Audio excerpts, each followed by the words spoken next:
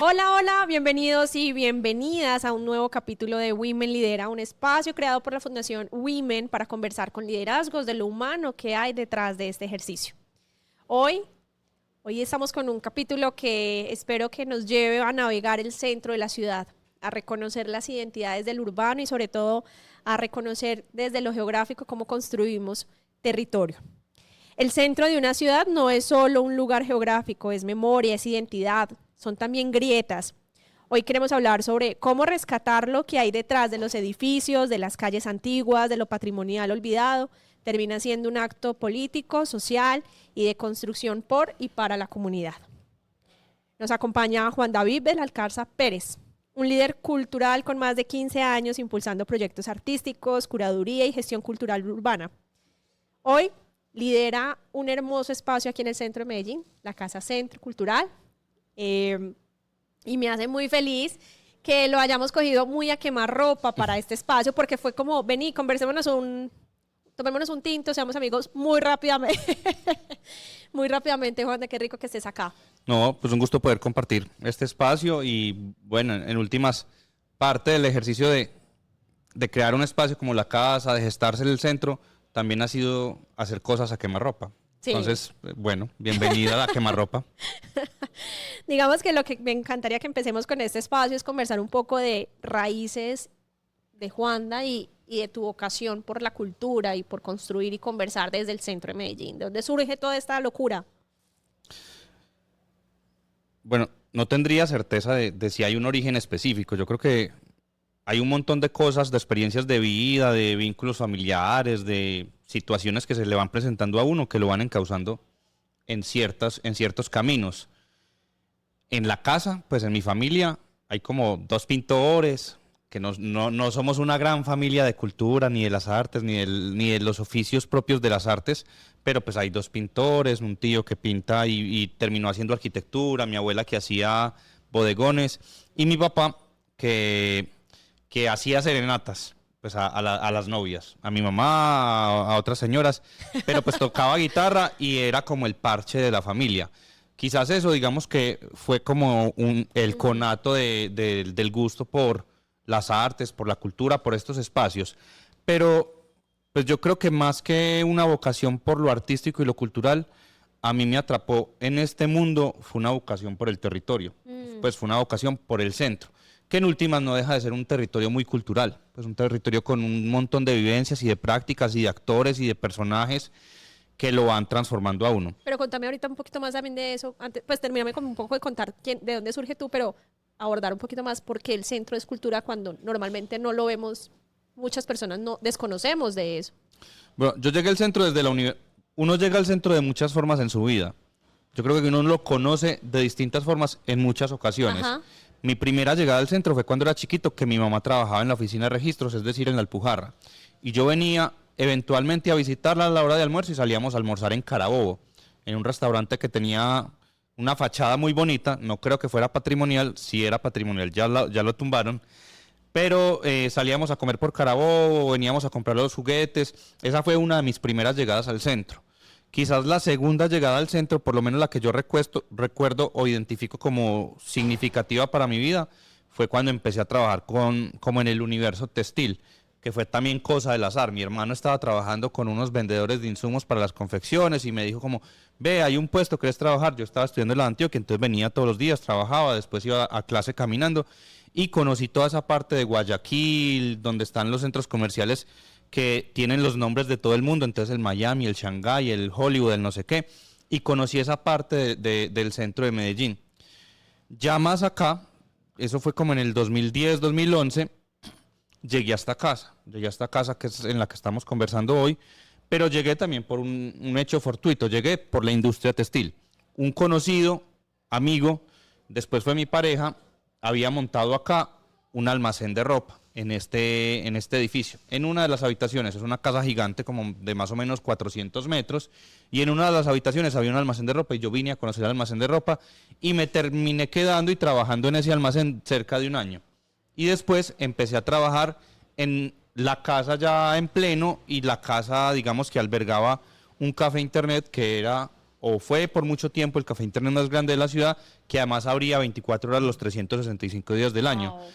Entonces, yo he llegado en muchas ocasiones al centro. Cuando llegué a trabajar en el café internet me encontré con el mundo de la cultura. Eso fue más acá, como cerca del 14, del 15, cuando estábamos pensando, pues habían pasado varias cosas en esta casa, yo ya no trabajaba en el internet, ya estábamos pensando qué hacer con la casa, si era un bar, si era un centro cultural, si qué era. Lo primero que se nos ocurrió fue hacer un bar, tomarnos unos tragos, poner música, no funcionó, pero en esa transición de café internet, que todavía ostenta la casa un poquito de ese café internet, pero ya es más centro cultural, de café internet, bar, lo que sea, apareció un evento de ciudad que digamos fue el que en últimas me atrapó de lleno en ese universo de la cultura, que fue caminar para el centro. Sí. Nosotros estamos pensando, bueno, ¿y qué hacemos con la casa? Pongamos una exposición, pongamos cuadros para el bar, hagamos un café bar con canciones.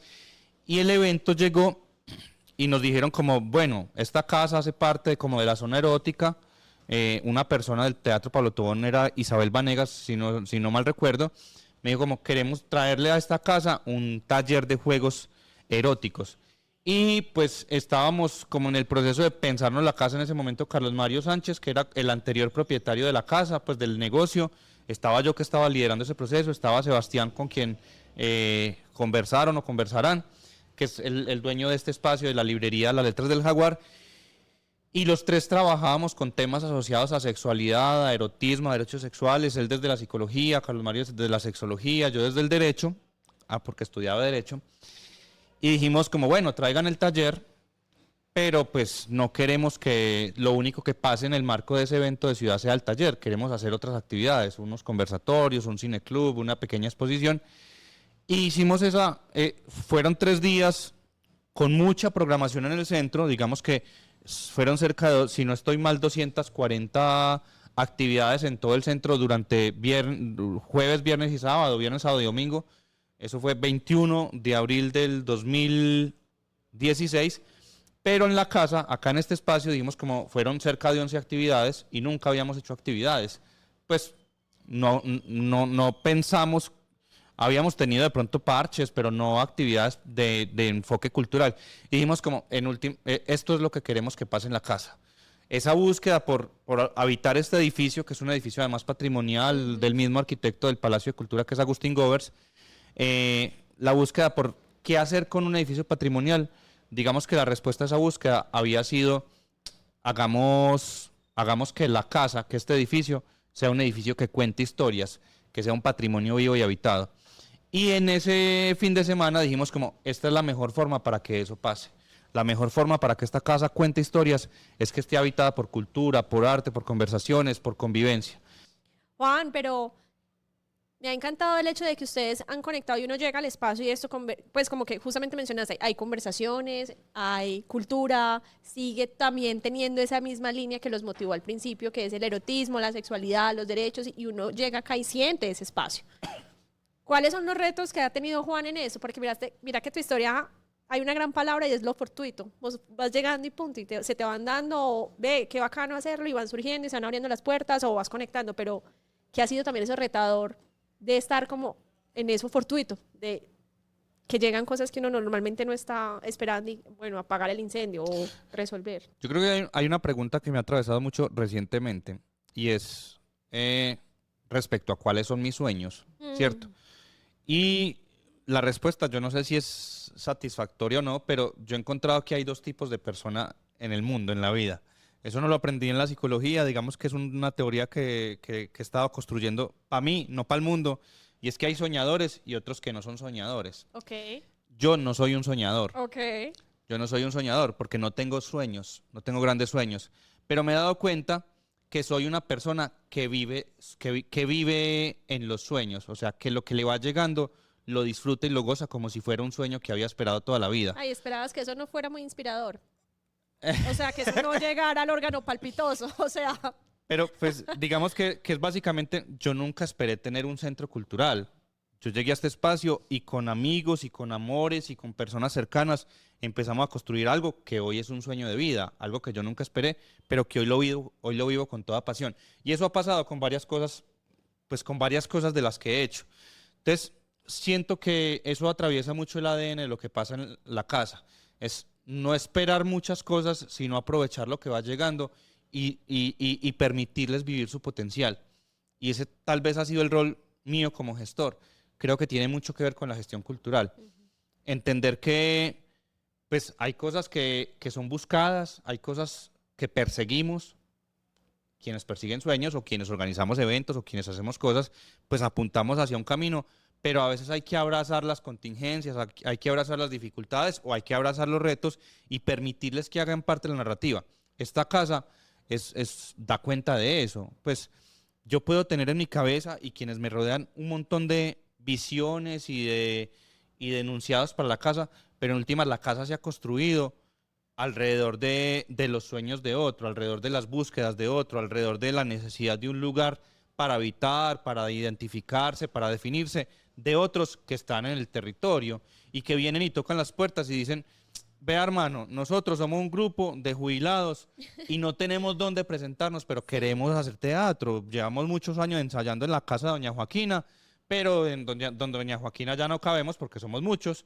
Usted nos presta el espacio para ensayar. Y entonces, bueno, llega Majúa y se presenta con su obra de teatro. O después llega la comunidad trans, la Red Popular Trans, y encuentran un espacio para poder desarrollar sus proyectos artísticos.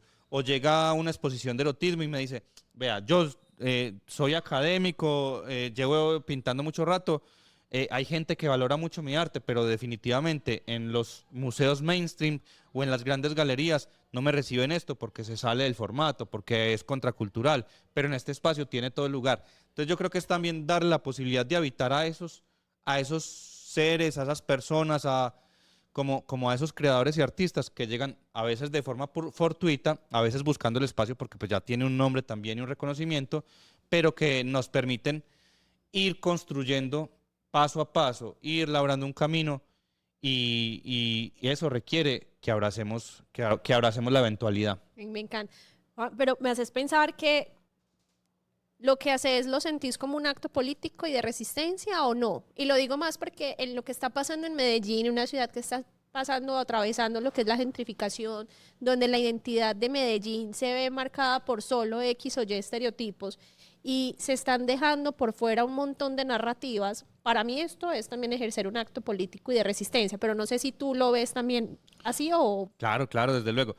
Digamos que yo no soy por vocación y la casa no es por vocación un actor político de la ciudad, pero lo que pasa en la casa es profundamente político porque Claramente. reivindica identidades que, digamos, Total. han sido identidades segregadas, discriminadas, rechazadas, porque le da lugar a ciudadanías que no tienen lugar en otros espacios de ciudad. Mm. Entonces, sin duda alguna, un acto político y que está muy enlazado, pues ahora que lo mencionas, a temas identitarios que tienen que ver con la ciudad misma.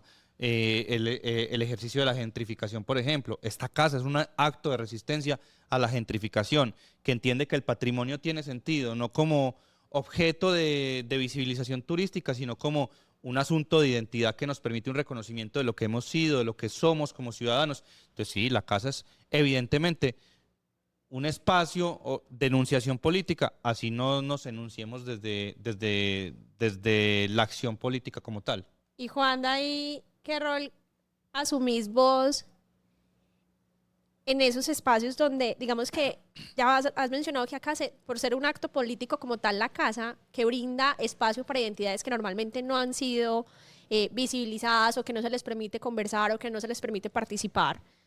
¿Qué es lo más urgente que creemos que tenemos que rescatar en medio de los retos que tenemos de ciudad? ¿Qué es lo que tenemos que escuchar? ¿Cuáles son las voces que tenemos que seguir trayendo a estos espacios y que tienen que ocupar estos espacios? Yo creo que la ciudad se tiene que hacer una pregunta muy, muy, muy contundente por si somos una ciudad homogénea o no lo somos. Mm. Porque creo que uno de los grandes problemas de la ciudad, de esta ciudad en particular, diría que con profunda diferencia a muchas otras ciudades de Colombia, es que muchos pensamos o muchos piensan que la ciudad es de un solo color, que la ciudad es de un solo tinte, que la ciudad es igualita. Y esta ciudad tiene profundas diferencias en muchos órdenes, pero esas profundas diferencias, digamos que son el gran valor que tiene la ciudad. Y es que acá somos de varios colores, pensamos de formas distintas, expresamos de formas muy diferentes, narramos de formas distintas, nos enunciamos desde diferentes postulados. Y creo que la ciudad tiene que empezar a abrazar esa diferencia, empezar a entenderse como una ciudad cosmopolita, como una ciudad que propone discusiones de mundo, que propone una gran diversidad de pensamientos. Eso no lo hemos reconocido. Y como no lo hemos reconocido, en lugar de abrazarlo, lo que hacemos es censurarlo, es ocultarlo, esconderlo. Esa pregunta se tiene que solucionar y la ciudad tiene que empezar a ser un epicentro de la diferencia, un epicentro de la democracia, porque en última la democracia es eso, la democracia es la salvaguarda de las diferencias, la salvaguarda de las desigualdades, la salvaguarda de las formas de pensar. Entonces yo creo que eso le hace falta a esta ciudad. ¿Y cómo crees que la casa está llevando esa pregunta a quienes entramos y Yo no sé si conocemos? estamos llevando la pregunta, yo siento que más que la pregunta como tal, estamos proponiendo las conversaciones, estamos dándole lugar De a hecho, que esas inequidades conversen, esas diferencias tengan un espacio en el cual puedan encontrarse, en el que el rico y el pobre, el negro y el morado, el azul y el amarillo, el católico y el ateo y el cristiano puedan sentarse a conversar de forma tranquila y entender que en un espacio podemos converger sin que las divisiones sean lo que medie, sin que estemos en la necesidad de anular al otro, sin que estemos en la necesidad de borrar el otro discurso, porque el otro discurso no está pensado para anularme, está pensado para enriquecerme, para enriquecer mi espacio. Obviamente no todos, hay discursos que anulan y creo que la ciudad se ha plantado en un discurso anulador durante mucho tiempo. Hay que superar ese discurso. Hemos tenido muy buenos momentos. Creo que es el momento de recuperar ese camino para que las diferencias tengan lugar y puedan conversar y convivir. Vení, pero yo siento que para mí eso también es como parte de mi bandera, es eso, como vení, conversémonos desde nuestras diferencias, pero no siempre es tan fácil. No siempre es tan fácil porque somos personas movilizadas por los dolores, las rabias, por historias únicas, como conversábamos ahora, y es como que yo creo, como que creo que es mi única verdad y no le, incluso no te permito a vos desde mi diferencia con vos creer tu legitimidad. ¿Cómo en la práctica puedo llevar eso? Porque, claro, el espacio se presta para esas conversaciones, pero algo de los retos que yo veo en términos de esas conversaciones diversas es que a estos espacios terminan llegando las mismas personas dispuestas a tener las conversaciones, pero no las voces pues que necesitamos retar o incomodar para conversar. ¿Cómo llevamos eso al actuar? Más o menos sí. O sea, digamos que en última los espacios culturales se han vuelto, muchos espacios culturales, sobre todo los que no son mainstream, se han vuelto espacios de nicho, en donde Sí, van en últimas las mismas personas sí. y eso incluso a veces termina siendo una disputa por las audiencias, porque si estás acá, entonces no estás en el otro evento que está conversando cosas parecidas. Pero en el ejercicio, en el recorrido que hemos tenido con la casa, digamos que en cierta medida nos hemos dado cuenta que la forma de hacerlo es permitiendo el encuentro con otros que no hacen parte de nuestra misma esfera o que no son de nuestro mismo target o público o que no tienen nuestras mismas narrativas. Nosotros hicimos parte o hacemos parte de un proceso que lidera la Corporación Región, que a mí me parece muy valioso. Y me parece muy valioso, sí, por las discusiones que se dan, sí, por la propuesta que es de construcción de paz alrededor de los rumores, pero me parece muy valioso es porque pone en el escenario un montón de gente que pensamos que hace parte de nuestros nichos y mentiras que no. Tienen sus propias batallas, sus propios puntos de enunciación ideológica, sus propias representaciones. Y cuando nos juntan, nos damos cuenta que, jue madre, no somos los mismos, no los hemos terminado de entender. Entonces yo creo que eso es un ejercicio valioso. Y es un ejercicio valioso que se hace en las dinámicas de articulación, que son muy difíciles. Es muy difícil caminar para el centro, es muy difícil sin rumores, es muy difícil. Todos esos ejercicios que articulan un montón de gente son muy complejos, sobre todo cuando los articulan con una búsqueda de horizontalidad en la conversación, pero son muy difíciles porque uno se da cuenta que el otro piensa distinto. Que aquel que está haciendo teatro no tiene ni mi misma visión, ni mi misma postura ideológica, es otro universo. Pero entonces, en ese ejercicio que te estoy contando, nos encontramos activistas que trabajan derechos sexuales y reproductivos, movilización LGTBIQ, firmantes de paz, reincorporados, nos encontramos gente de la Comuna 3 y todos uno dice, ay, bueno, es gente del sector social. Cuando nos pusimos a conversar realmente de qué trabajaba cada uno, dijimos, jue madre, nunca había pensado esto. Yo también los discrimino, yo también, también me rayo cuando me ponen un tema de ese tipo. Entonces lo vivimos con los firmantes, lo vivieron los firmantes con los LGTBIQ, lo vivieron los LGTBIQ con los militares que también estuvieron allá.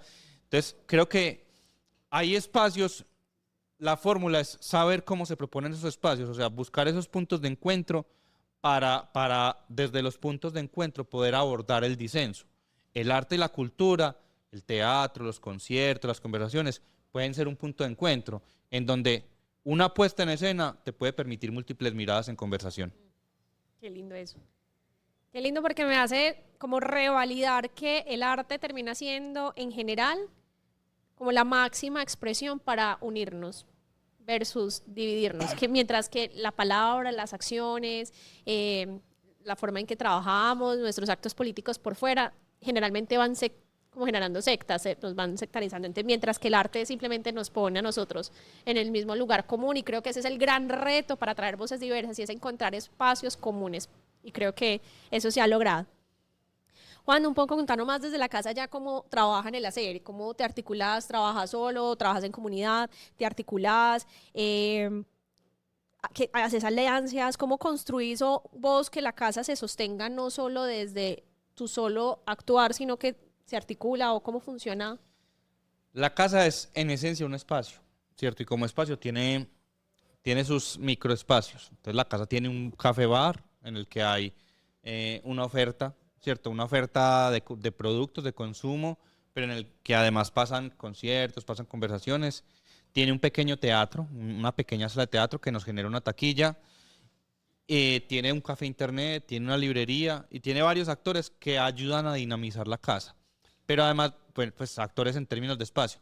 Pero además de eso, digamos que ha sido habitada durante estos 10, 12, varios años por diferentes actores, personajes, gestores que son del mundo del teatro, de la música, de la gestión cultural, que han empezado a habitar la casa, digamos, desde una perspectiva muy cercana, como de pertenencia, que si bien no hacen parte del staff de la casa, porque hay un staff, pues digamos que acá estoy yo como coordinador, como director, Sebas apoya varios procesos desde la gestión, hay un equipo que nos ayuda con toda la parte logística del mantenimiento, de los equipos, de esas cosas. No muchos, somos como 5, de planta 3, pero otros que van como Como brincando, un sistema, se ¿cierto? expande, va Pero bien. además de eso, digamos que el estilo rizomático que propone la gestión cultural permite que un montón de organizaciones que no son la casa también gestionen para la casa y gestionen en Mm. la casa. Entonces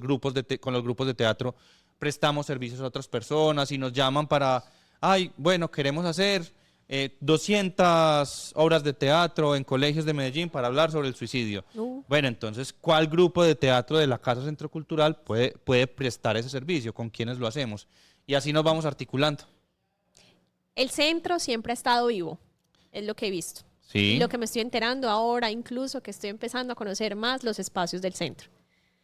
Pero, ¿qué te soñabas vos también? Sé que no eres un soñador, pero también la casa busca un legado.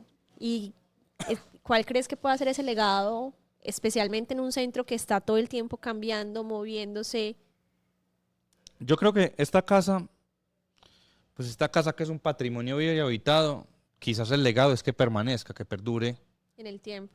años y años hasta que el centro desaparezca o hasta que desaparezcamos los humanos, no sé, porque en últimas este espacio permite la convergencia de muchas diversidades y creo que, no sé si como ningún otro lugar en la ciudad, pero si somos muchos los que permitimos que esos encuentros se den, creo que es valioso, que es un gran legado. Entonces mi sueño, si es que yo creo que ese sí puede ser un sueño, es que cuando yo no esté, esta casa siga estando y siga haciendo lo que ha hecho durante estos 10, 15 años y por mucho tiempo más. Y que muchos encuentren acá, en este espacio, su lugar seguro para hacer, para crear. Una pregunta para cerrar, Juanda, y es, en tu ejercicio que está liderando hoy esta casa, ¿qué es lo humano detrás de ese ejercicio que normalmente no se ve a la hora de hablar de la casa? Lo humano es es enfrentarse a las cosas administrativas que a veces lo rebasan a uno, ¿no? Sí, porque es como que, bueno, y llegó febrero y hay que pagar cesantías y acabamos de pagar primas y no sé qué es una prima y una cesantía, entonces está Juan David por allá en un rincón llorando, sin saber qué hacer. ¿Dónde dejé esa es como la parte más humana, es como enfrentarme, Incluso desconociendo. claro, enfrentarme a lo que no conozco y tener que sacarlo adelante. Tener que sacarlo adelante, a veces a fuerza de lidiar solo o a veces apoyándome en otros que son quienes han permitido que este proyecto avance. Me encanta. Juana, gracias por acompañarnos. Hoy nos dejas como varias lecciones, entre ellas es recordarnos un poco como que lo cultural termina siendo un constructo colectivo de muchas voces, de muchas miradas y sobre todo de muchas conversaciones. También me encanta saber que este capítulo nos muestra un poco la importancia de recordar y de conservar la memoria del urbano, de lo que es la ciudad, de lo que es el territorio y sobre todo de que es fundamental seguir conservando espacios que nos recuerdan cuál es mi identidad dentro de la ciudad, que normalmente se pierden con las dinámicas del turismo, de los cambios sociales, y estos espacios nos recuerdan de dónde somos y quiénes somos. Así que gracias por acompañarnos en este capítulo. No, gracias por la invitación. Con esto despedimos este capítulo de Women Lidera. Escúchanos en los siguientes capítulos. Un abracito para todos. Chao, chao.